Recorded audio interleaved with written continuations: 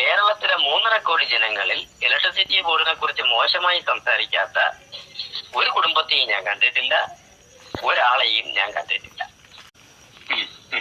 എനിക്ക് വളരെ അപമാനമുണ്ട്. ഞാൻ ആരോടും പറയാറില്ല. ഞാൻ ഇലക്ട്രിസിറ്റി ബോർഡിൽ നിന്നും റിട്ടയർ ചെയ്ത ഒരു ഉദ്യോഗസ്ഥനാണെന്ന്. സത്യത്തിൽ എനിക്ക് അപമാനമാണ്. കാരണം കേരളത്തിലെ 3.5 കോടി ജനങ്ങളിൽ ഇലക്ട്രിസിറ്റി ബോർഡിനെ കുറിച്ച് മോശമായി സംസാരിക്കാത്ത ഒരു കുടുംബത്തെയും ഞാൻ കണ്ടിട്ടില്ല, ഒരാളെയും ഞാൻ കണ്ടിട്ടില്ല. ഏതെങ്കിലും തരത്തിൽ ദുരനുഭവം ഉണ്ടായ ആൾക്കാരെ കേരളത്തിലുള്ളൂ. അത് എന്റെ അനുഭവമാണ്.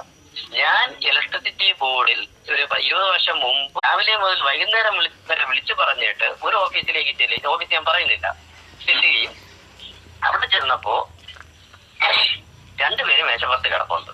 ഇതാണ് KEC. സത്യത്തിൽ എനിക്ക് അപമാനമാണ്.